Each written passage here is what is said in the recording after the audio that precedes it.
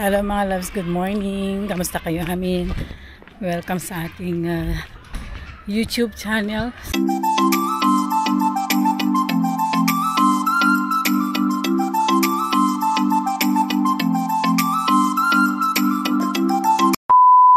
So today is Saturday.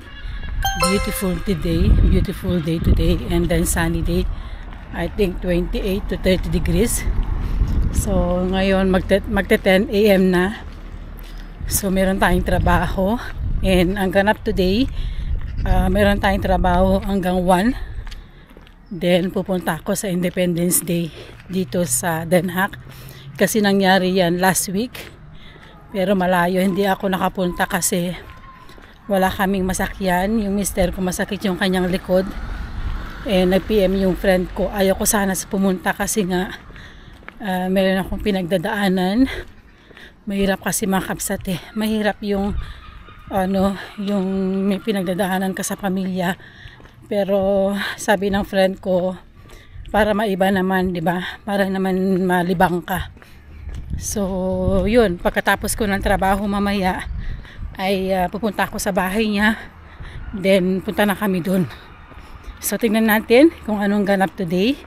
At magvi-video tayo doon, okay? Maraming mga Pinay, mostly mga Pilipina ang nandun. Pag mga kainan, ganyan. Tapos may mga games. First time ko actually pumunta dito sa Den Haag sa Independence Day. So we'll see. So ngayon naglalakad tayo.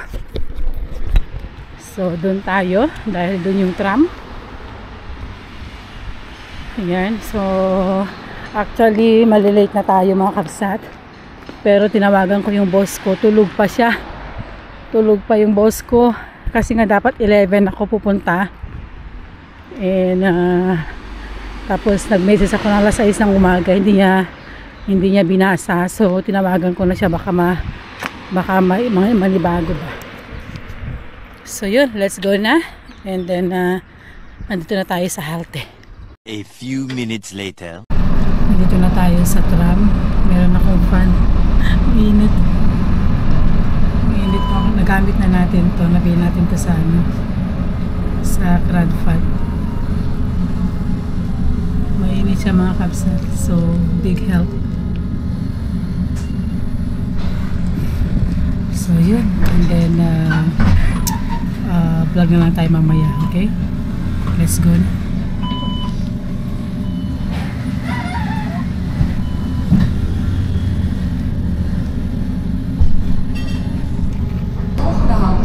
Next stop, Rijgersbergweg.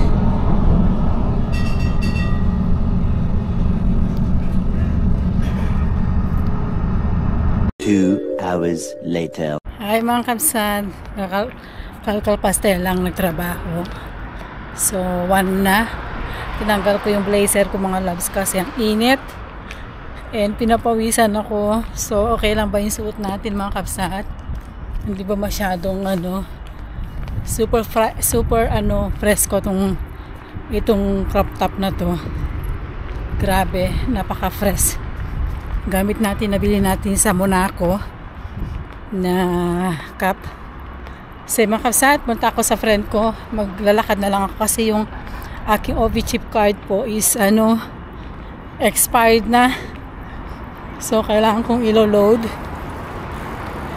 ko mga kapsat. Then sana yung sa malapit dyan sa bahay ng friend ko, mayroon dyang Spar. Parang grocery store yun. Kasi dati meron pang loadan doon ng OV-chip card. Pero sana nandun pa.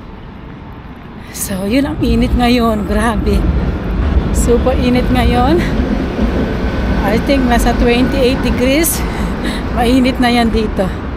So mga kapsat ko, let's go na. And wag kayong bibitiw. Dahil magbi-video tayo dun sa sa Independence Day sa picnic, okay? Let's go! 1 hour later. Magba-vlog tayo. Kasi nalakilala mo si Kasi Ba't nagdala ka ng ng beer? ibigay ko sa mga boyfriend ko. Ha? Marami akong boyfriend. Maraming boyfriend? Secret ko lang na. Nagba-vlog ka din I-video ko sila.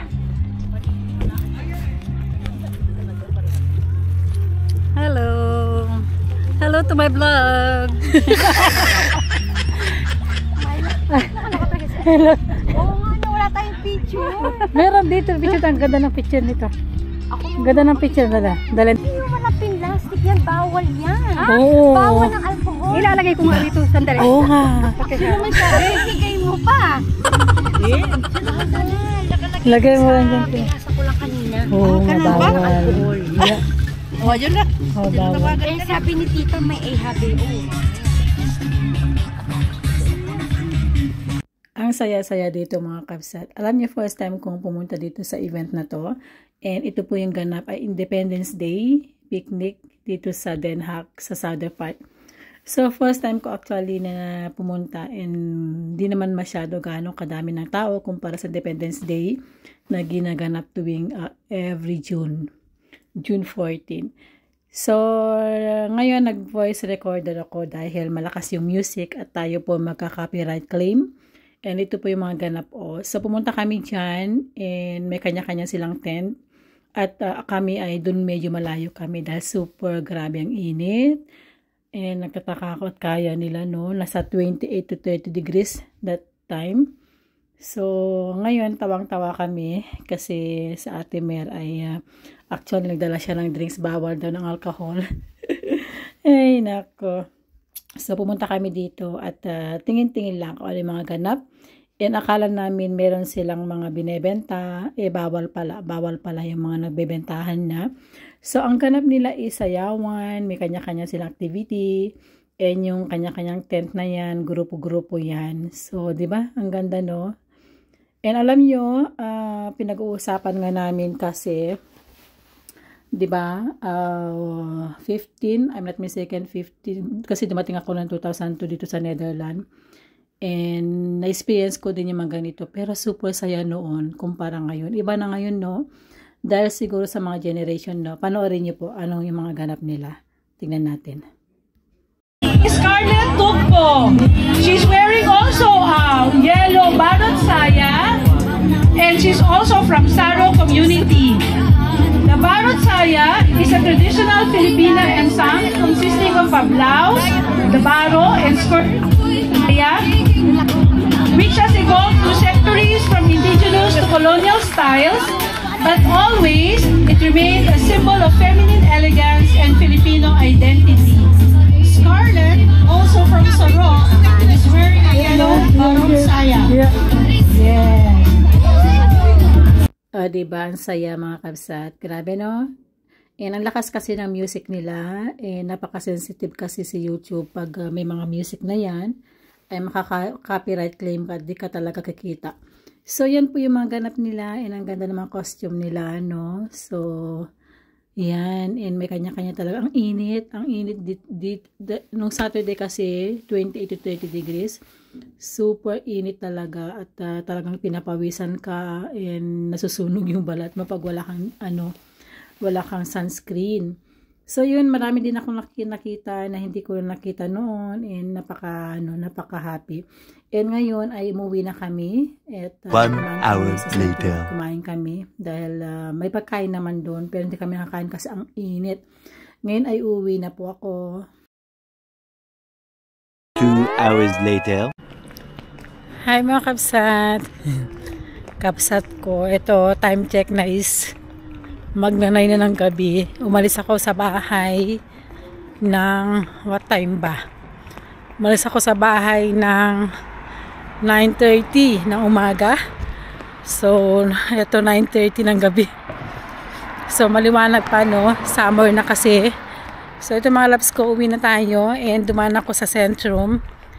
Tapos, dahil sale ngayon lahat. And then, i-haul ko yung mga napamili ko kasi may nabili akong mga damit. So, uwi na tayo mga loves ko. And then, i-haul natin yung ating napamili, okay? So, let's go na.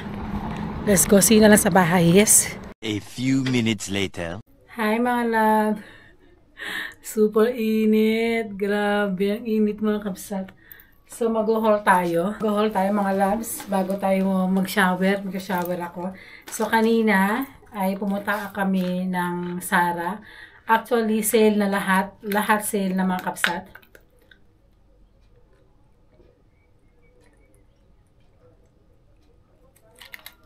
And then, medyo mahal pa. 50% discount. Pero, sabi ng friend ko, kung hindi mo yan bibilihin, baka next week wala na yan. Either yung sale magsa 70% off.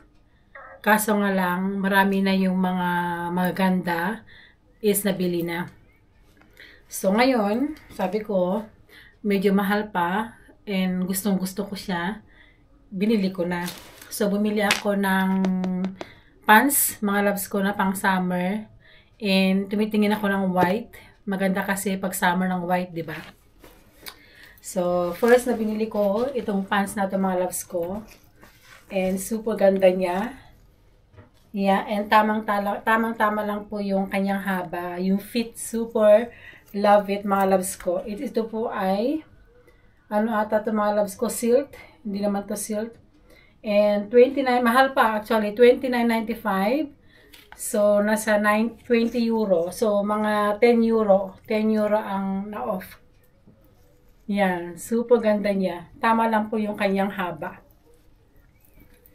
Then, next naman mga loves ko ito. And super ganda rin. Sa summer. Size small. And ang presyo po niya dati is, hindi ko alam. Wala nakalagay yan dati. Yan. Mag-white top ka lang mga loves ko. And super ganda na niya sa summer. And ito po mga loves ko. And alam niyo naman, mahilig ako sa mga ganito, di ba? Yan. Ito po ay size small to. Sorry, yeah, size small. 17.99 and super ganda mga loves ko. Kasi sa summer, 'di ba? Mag-short ka lang ng denim or pwede mo tong i-partner. And super ganda niya. Last mga loves ko, ito rin, ang ganda rin to mga loves. Size small din. 25.99 is 50% talaga, 15 euro. Ang ganda niya. Parang sinukat siya mga loves ko. Kailangan ba natin ito labahan? Lalabahan natin. Baka sinukat nila, no? Ang ganda. Malaki yung size small, mga loves ko. Size small. Meron tong short. Kaso nga lang, yung short niya is maliit sa akin. So, yun ang napamili natin. Bumili din yung friend ko. Ang dami din niya nabili. Ang dami din niya nabili, mga loves ko. So, yun lang mga loves. And grabe, pawis na pawis ako. And maraming salamat po sa inyong lahat. Sa mga nanood ng aking vlog. Thank you so much. And sa mga nagko-comment, nagla-like. Maraming salamat. And mega love shout out sa inyo. And alam niyo naman, mayroon tayong camera. Lagi na ako nag-upload, okay? At update sa aking buhay dito sa Netherlands. Thank you. God bless everyone. And see you again on my next one. Bye!